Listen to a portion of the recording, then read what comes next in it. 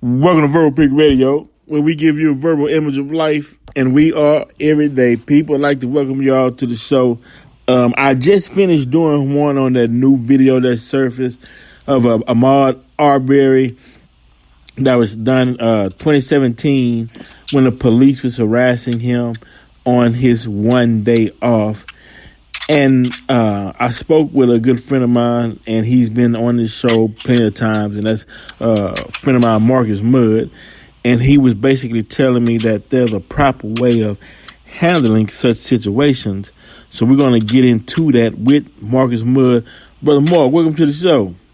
Thank you, brother. How you doing? Pretty good. I want to lay out the base first, and then we'll go into this. Young man, and this young man we speaking of is Ahmaud Arbrey. He's at the park by himself, leaning up against his car. One police officer pulls up and wants to ask for his identification. He goes to get his identification. Then the officer wants to search him. Now, this is what we have to realize. Since the 60s, 1960s, 1970s, the revolution, well, really the 60s into the 70s to the 80s, October 16th, 1995, Million Man March, black men getting instructions. He finding out who he is. He's finding out who built and laid down the cornerstones for this country, including the White House and actually the construction of it. Feeling now you have strength. You're feeling prideful about yourself. And so now when you're at a public park, minding your own business, and you see one first white officer approach you, in your mind, and y'all gotta excuse my French, but in your mind, you like, man, not today. I don't want to be fucked with today. I'm tired of this shit. What do this goofy looking motherfucker want? Right? That's what your mind says. But when he approaches you, you're like, yeah, officer, how can I help you? What's going on? You know, you're in the park. Reason why I'm over here is because this is a known drug area. Although be it, now, what's the number one drug users in the world? Where is that at? You know? I would have to say it's in the USA. Right. So the whole country, no matter where you go, you're gonna be in a high drug area. Right? Exactly. But now frustration kicks in, right? How do you handle that frustration? Because in your mind, you frustrated, you tired of being harassed. The man said, look, man, I only get one off day. Basically, why y'all over here fucking with me? You know what I mean? It's up to my roof, bro. It's up to the rooftop. What's the proper handling in a situation when you're approached by, and you know how they come towards you with that damn smirk. And it's like, and you got to deal with this shit. In order to lose your cool, what's the proper response? The proper response is to reasonably obey the orders that the son of a bitch is giving you. Right. But we have to understand that these are not normal times that we're living in. If you haven't been watching the news or haven't been in a situation on your own, or you just been in a monastery somewhere, these days are not normal. These are not the normal days. Right. Now, those of you who are listening, the person who's on the phone, he's not just speaking out of what he thinks. He's speaking from a real live actual experience that he encountered with police officers, and we want to bring you that full story one day coming soon. But I'm just laying out his qualifications on this subject because sometimes a lot of people talk on the subject, but having been through it. And so you can only speculate on what you would do or what do, So you actually been through it and a real encounter. So I just want to put your credentials out there. But as far as obeying the command, now that's another thing, right?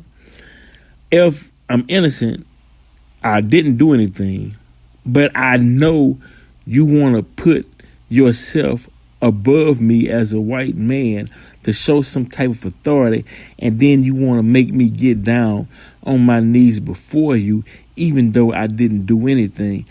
How do you not say, man, the hell with it, God damn it, let's just bring it on?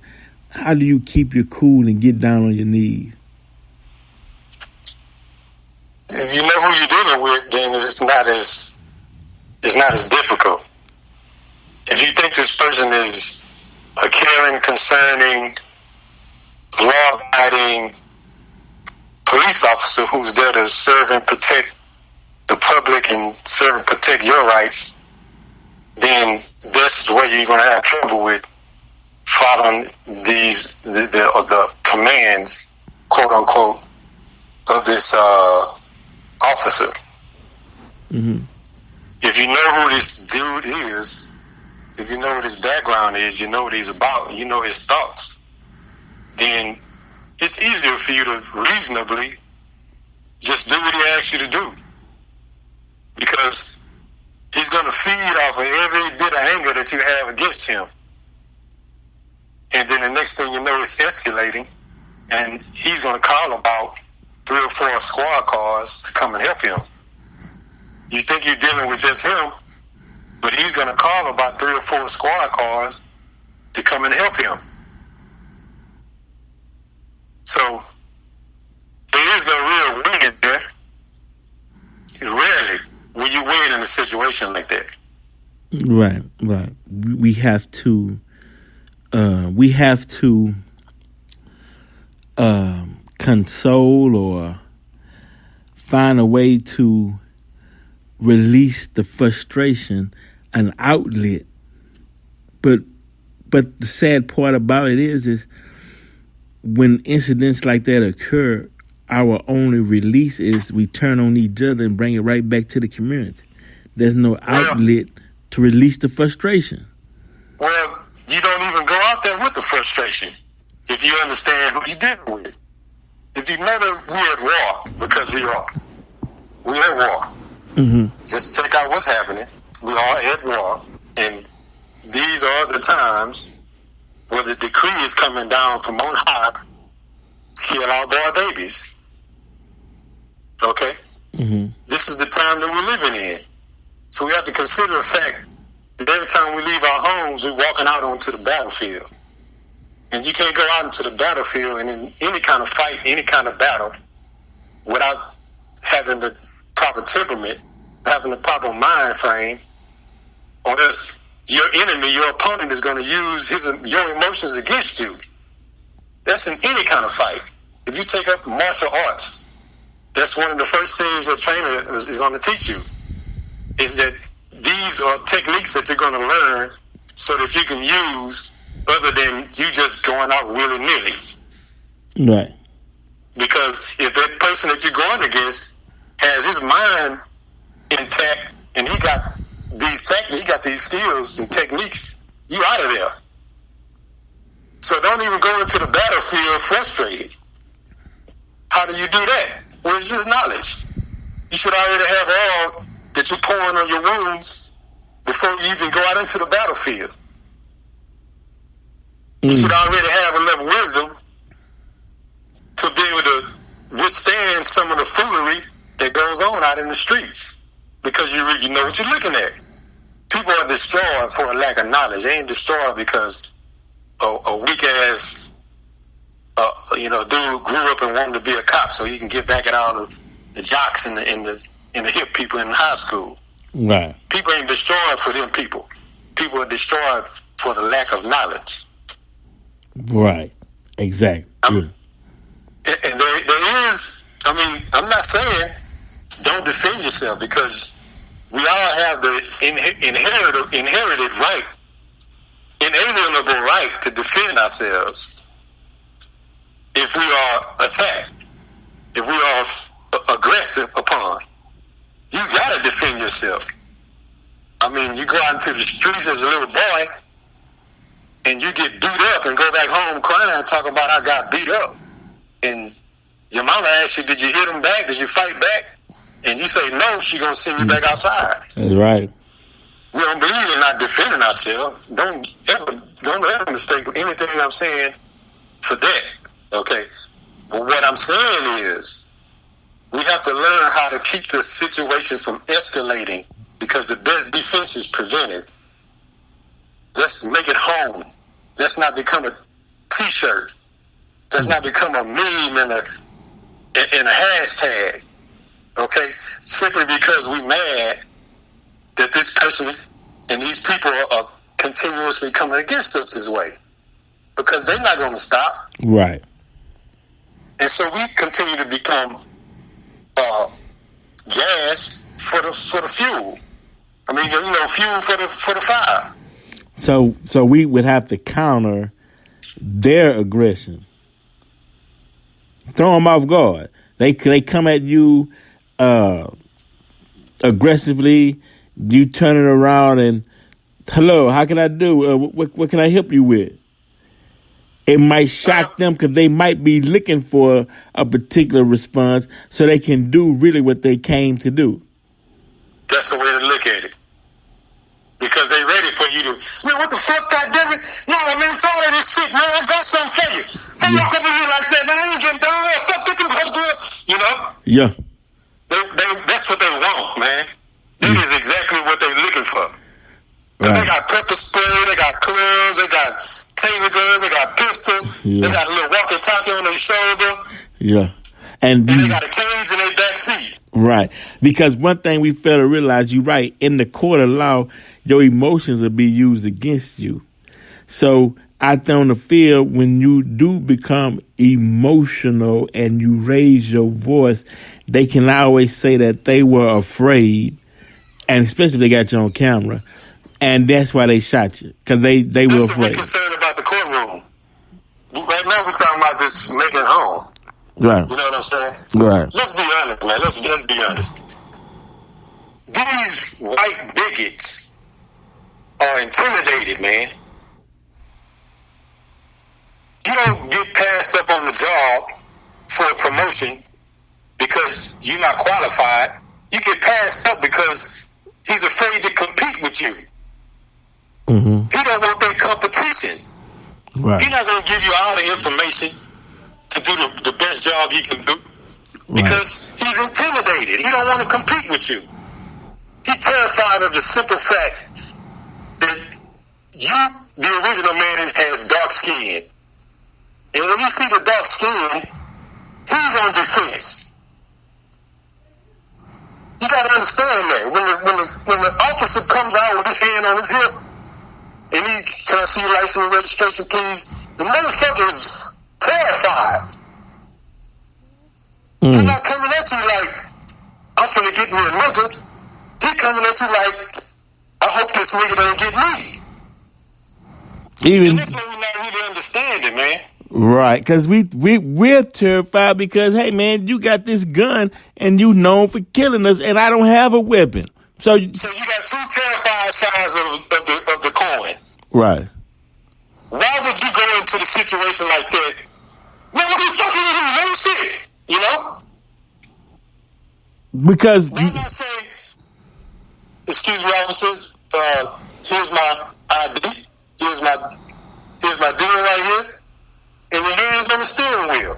Well, because in the past we've been taught that if you get loud, that's a deterrent, and that'll make people flee away from you, and that would calm the situation down. You know how when folks get ready to fight and they get loud, but really they saying, hey, leave me alone. And that's schoolyard BS, man. That don't work in the law enforcement field. Right, but how? They come in with what they call quote unquote reasonable force, man. Right, but see, that's the purpose of why we doing this, because we got to elevate our thinking. You know, exactly. You know a lot of people who still in the same frame of mind.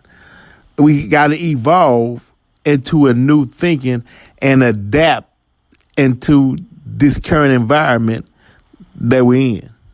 Right. Unless you're not going to make it, man. Yeah, you're not going to You're going to keep seeing these stories. You're going to keep, marching. You're going to keep, doing this for the cause, doing that for the cause. And it ain't going to never change, man. You just keep bumping us off. Because they operate in confusion.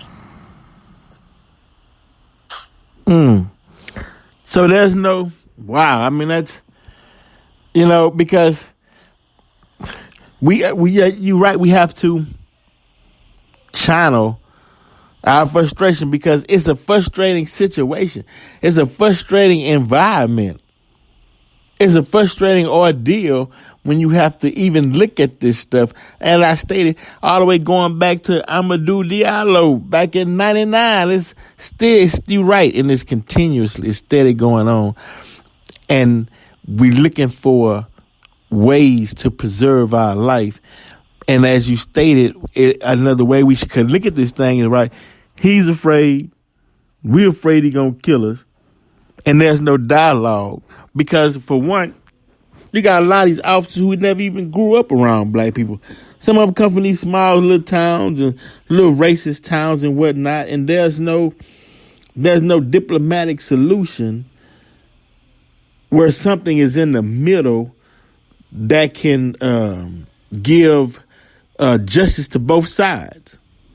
There's no, there has been no manifesto or no one speaking on how to heal or get an understanding on both sides.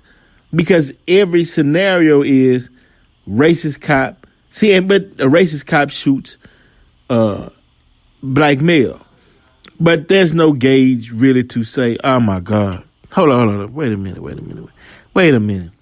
First, there is no gauge that you can say this man is a racist unless he has a history and it's documented.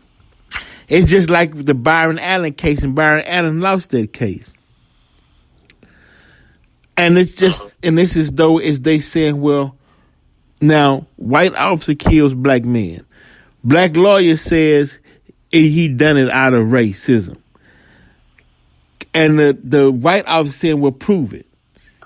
90% was race, but 100% of it wasn't by the race. The other 10%, I didn't like the way he walked.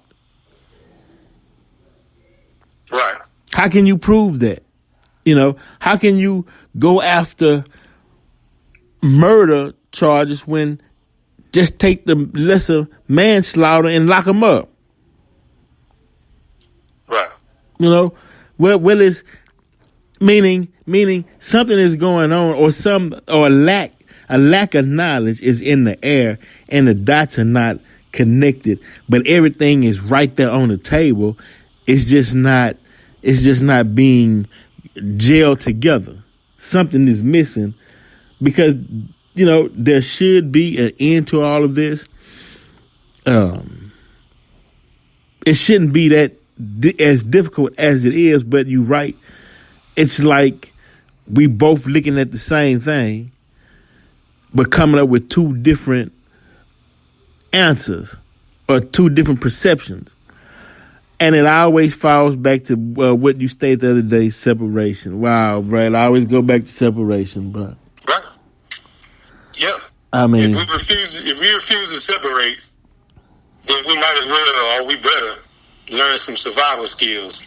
If we're just going to remain in a hostile environment around people that despise and reject us.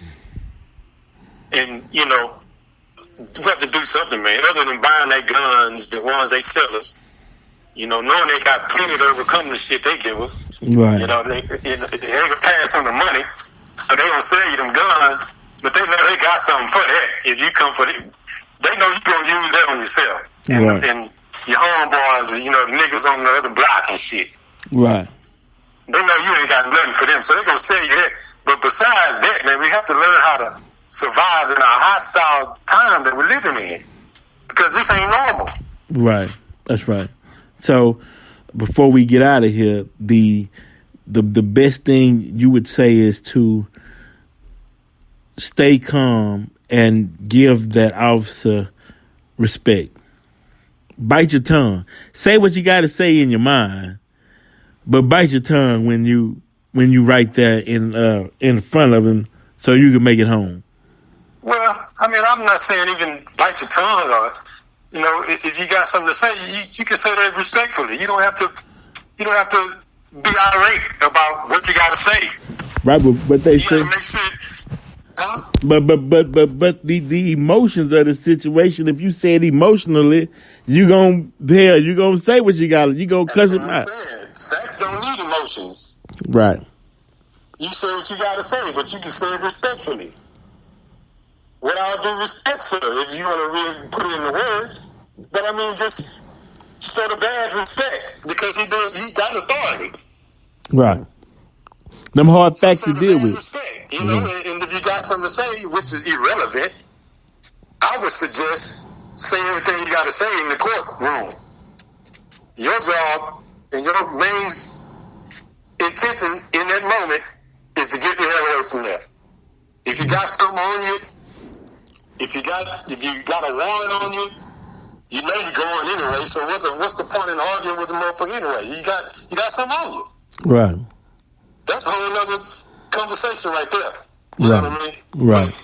But why fight and argue when you know you're going? So, notwithstanding that aspect, if you ain't got nothing, if you're clean, like Arbrey was, the cop said he was clean.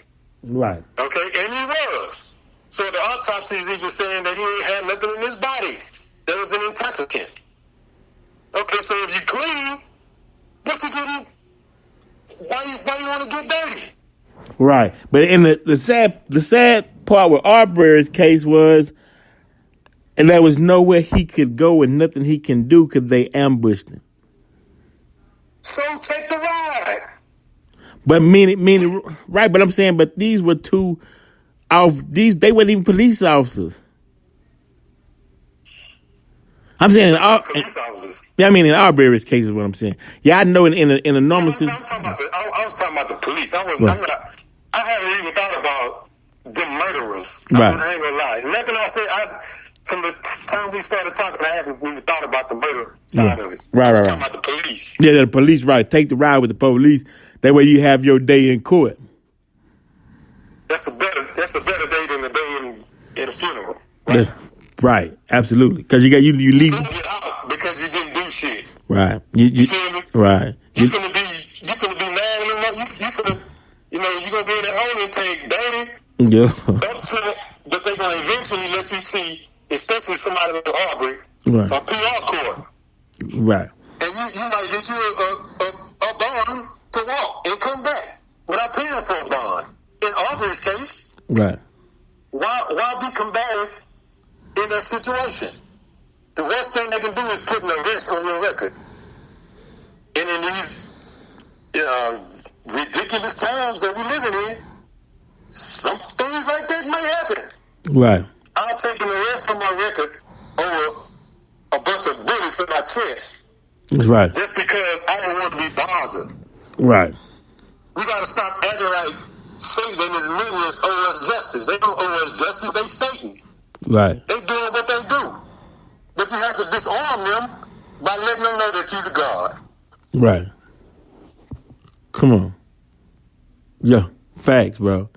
Definitely, bro. That's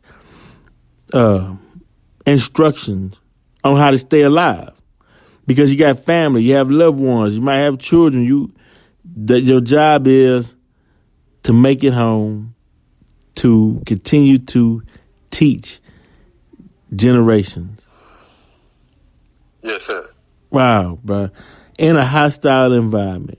But that's your responsibility. It ain't about your emotions and how you feel about what they're doing. You're responsible for getting back home to your family. Take care of your family, man. Yeah, and we the only people that can handle this with all the pressure, the racism, the discrimination, and still continue to move and take care of business, bro. a lot of people would have cracked under this pressure. Yes, sir. We live it every day. And when we try to express, that's another thing we got to stop doing. When we try to express what we go through to others and they don't understand, of course they're not going to understand because they haven't walked in our shoes. And it's time out for trying to get them to understand. We just have to take care of ourselves. They never will understand. It ain't for them to understand. This is like the fulfillment of the children of Israel, who all are not children of Israel in Egypt, will never understand the oppression and the suppression that the children of Israel have to face on an hourly basis every day of their lives until they did what? Exodus. Right. There you go. Right. That's right. That's it. Yeah. We got to change the way we look at things and start focusing on the Exodus, bro. And start preparing ourselves. Start getting knowledge, gathering knowledge in order to sustain yourself when the Exodus occurs. That's right. And I really have to say this. I have to start saying this every time I say something about separating and Exodus, things like that. The first thing people start thinking when others speak about this is that we're going to have to go and build us some straw huts and, get us, sharpen us some sticks up and work through the jungle and spear us some animals. Right. Start all over again. Yeah. No. Yeah. It don't go like that, man. Right. That's not. We don't need. We got high-level doctors, lawyers, engineers. We had a president. Let me just cut it short and just say we had a president. Right. We got every field of endeavor we have already, masters of it. It's just that we're doing all this for a system that don't give a damn about us. Right. So it's time to do it for ourselves. It's time to do all these things for ourselves. What'd you say? We're not going to be out there with no muskets trying to get no rabbits, man. No, we ain't going to do it like that. As a matter of fact, we got a stake in this country right here when we built this country. Right. We got a stake in it. You feel me? Right. Now, they can give Israel, the Israel over there in the Middle East, Israel. Right. If they can give that Israel billions of dollars, and if a virus can suddenly happen, and they can dig up trillions to try to sustain this country. Mm-hmm. You can't say that they don't have the money to try and give us back reparations. Right. Facts, bro. There's money there if they wanted to be fair. Right. Yeah. They even, and it's funny, like, right, a little bit, during this current election campaign for the president of the United States of America, the subject of reparation had been put on the table by several of the candidates, but since the COVID-19, it's been wiped away. You rarely hear reparations now, but there is a need, and and that would be another form of justice. Right. It ain't something that we asking and begging for. It's something that we are owed. And we might need to put that position to Biden, since he is quote unquote the friend of black people. Right. So we need to see where do he stand on. But during this COVID-19, it would take a lot of people to ask that question, because I don't think he's going to put it on the table by himself or without being asked or forced. Oh, no, he ain't going to never put it on there by himself. Biden don't give a damn about us, man. That dude don't give a damn about us, man. Look what he's done in the past until you force him to do something that look right. I don't even know what Obama went and dig him up for. I'm like Trump on that. What the fuck he dig up Biden for, of our people? But then you look at Obama's cabinet, and it's like, who chose these people for your administration? These are the same people that ain't never done shit for us. I thought this was a change movement. Right. You're going to do the same damn thing. And now his model of rebuilding the economy is thumbs down. Why the hell would you give billionaires billions to try to get the economy back up? You know, as soon as, you know, in this time they talking about the stimulus package and all that kind of shit. They were against Obama's stimulus, and that's not the way to go. That's a no-go. Right. But the trickle-down thing, right. I can't believe you did that. You know what I mean? Corporate welfare. I can't believe you did it. Yeah, corporate welfare. Right. Yeah. No, that ain't gonna work no more. So Biden, I mean, come on, man. He just because he was with Obama that didn't do shit. Now you got two people that didn't do nothing, and because you know him and Michelle took a lot of beautiful pictures, and they do have a beautiful relationship. But we didn't elect him to go up there and have no fashion show. We had some business to take care of. Yeah, a lot of people share your sentiment on Obama, and was upset that the first people he helped was the gay community, but not the black community. We thought that he'd throw us a bone due to the fact that you got over 99% of the black vote. Right. And yeah, but there was no bone thrown, so you know. And we excusing him. Right. Well. We excusing him. You right. The Republicans wouldn't let him do this, and right. The president can only do that. And, right. But look what Trump doing. Right. But one thing though, Brother Mark, they did say that now future generations can believe that they could be president. Of course. Exactly. Right. You know. Yeah, we got that. But you know. Yeah. Okay. Yeah. Okay. Yeah. But as far as any economical gain or benefit of the such, right. Well, I mean, okay, so now we can be president. If we get lucky, we can become president. And look what it's going to get us if we keep looking at it. Right. What will it get us? Just a black man in a chair. How is that going to help us? Presidents ain't just with. I mean, it really ain't never just with us to say, hey, great, you know. Say it ain't. Pump our fists and, congratulate and celebrate. Look at our champion that ain't doing shit for us. Presidents are supposed to serve, man. Right. It didn't stop police brutality. It escalated it. It made it worse because they figured that he's doing what Trump is doing for his constituents. Right.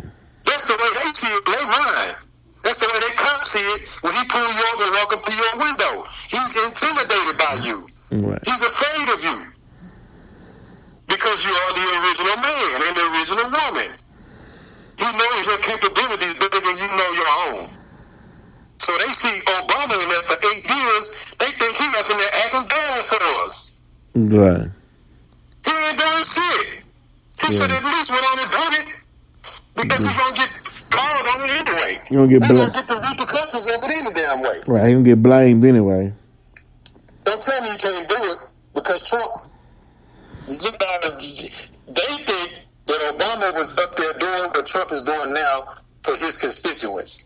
Right. And so now you see more police brutality. You see you see us getting hung on ropes, man, like it's the 1800s. Damn. Because they think Trump, because they think Obama up there doing the damn thing. You know what I'm saying? Right, like he moving us ahead of white people.